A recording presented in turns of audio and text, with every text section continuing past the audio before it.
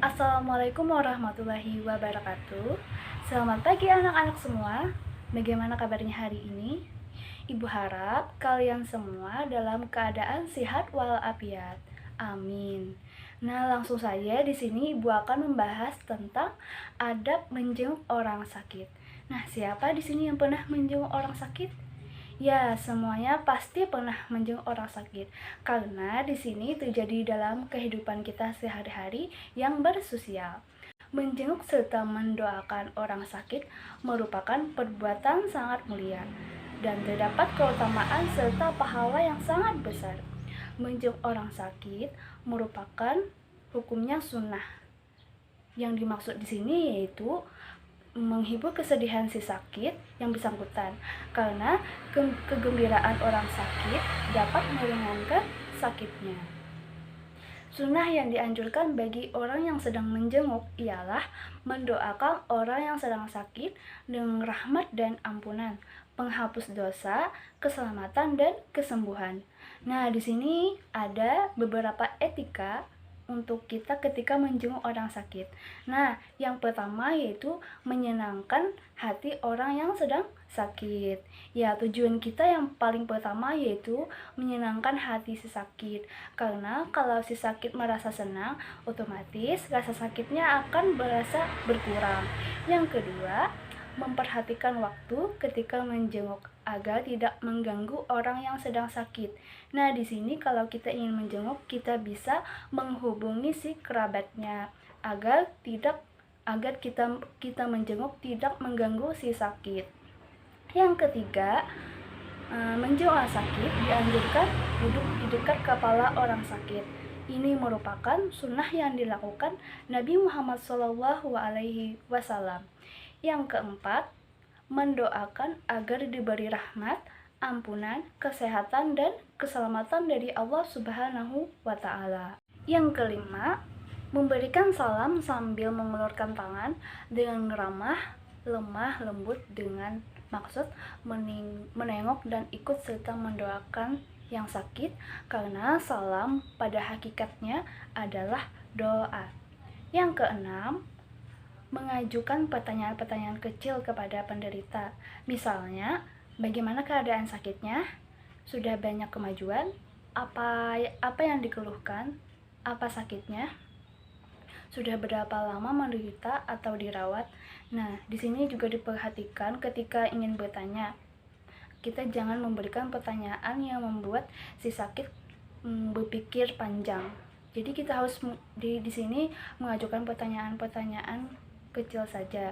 Yang ketujuh, memberi bimbingan keagamaan atau nasihat si penderita.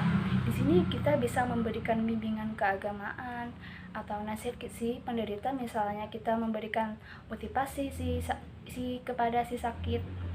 Misalnya, kamu bisa tetap sembuh kalau kamu semangat.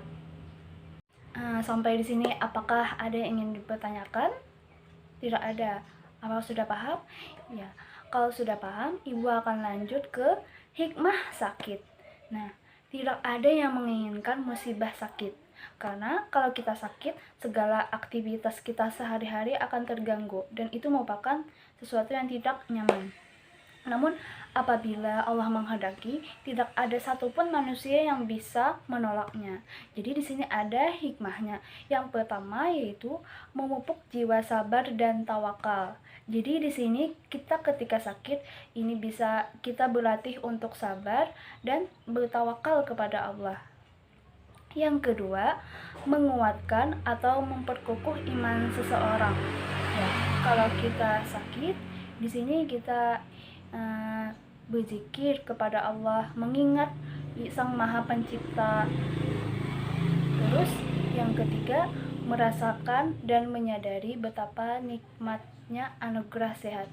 Kita ketika sakit pasti kita menginginkan yang namanya sehat, dan kita di situ juga merenungi betapa nikmatnya sehat.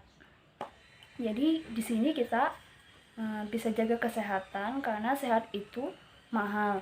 Yang keempat, memperoleh pahala yang berlipat ganda. Jadi di sini kita akan mendapat pahala yang berlipat ganda. dan dosa-dosa kita juga akan diampuni kalau kita bersabar menghadapinya.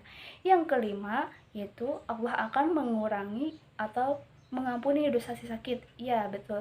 Allah akan di sini juga kita hikmahnya di sini kita akan mendapat pahala, terus kita bisa berlatih untuk bersifat sabar, terus di sini dosa kita akan diampuni.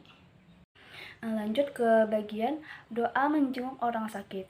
Sunnah yang dianjurkan bagi yang sedang menjenguk ialah mendoakan yang sedang sakit dengan rahmat dan ampunan, penghapus dosa, keselamatan dan kesembuhan.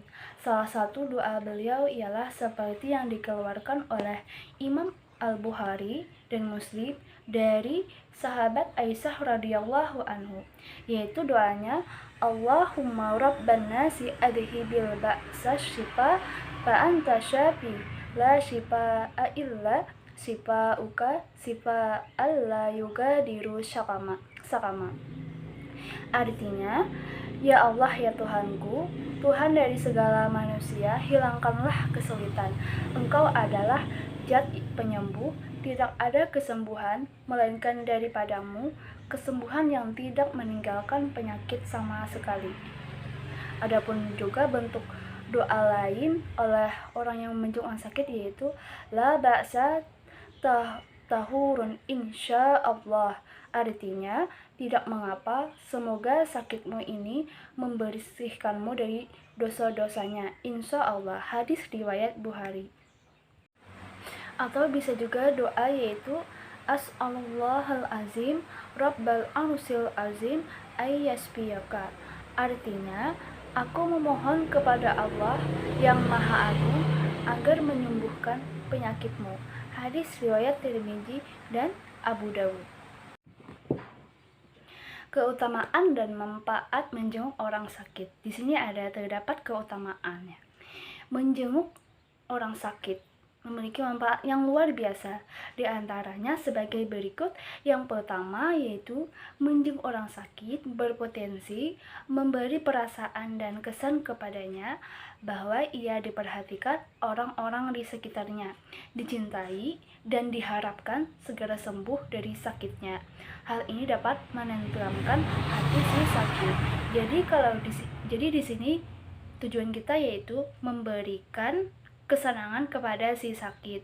Jadi kalau si sakit merasa senang, jadi si sakit akan merasa semangat dan sakitnya pun akan berkurang.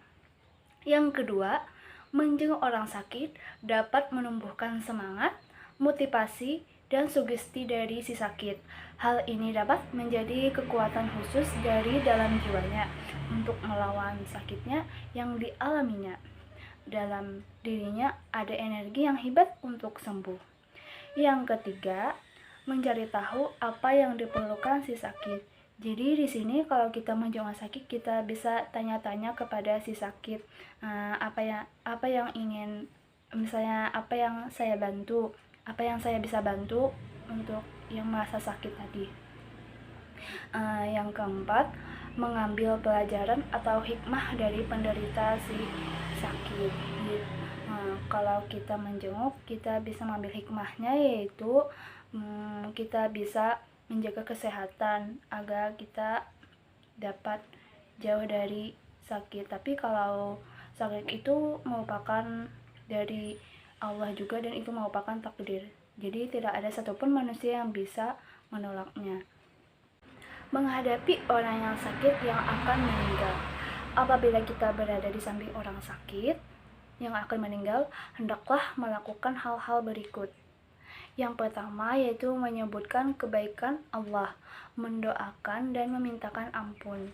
Di sini kita menyebutkan kebaikan Allah, terus memintakan ampun kepada si sakit yang akan meninggal.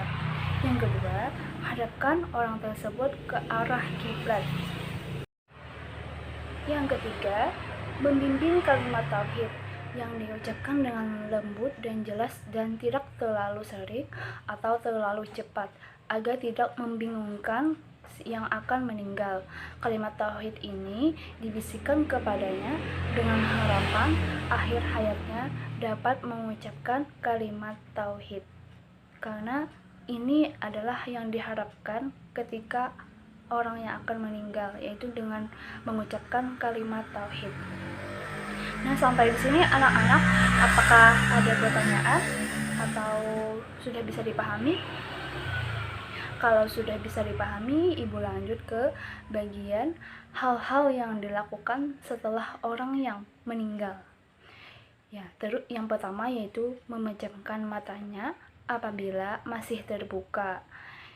Kedua, mengikat dagu kepala dengan kain agar tidak ternganga. Ketiga, meletakkan sesuatu di atas perutnya agar perutnya tidak mengembung. Yang keempat, meninggikan tempat jenazah dan mengarahkan ke arah kiblat. Kelima, meninggalkan pakaiannya yang berjahit dan menutup seluruh badannya.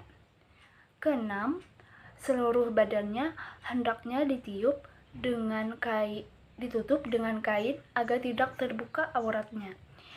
Ketujuh, meletakkan kedua tangannya di antara pusar dan dada.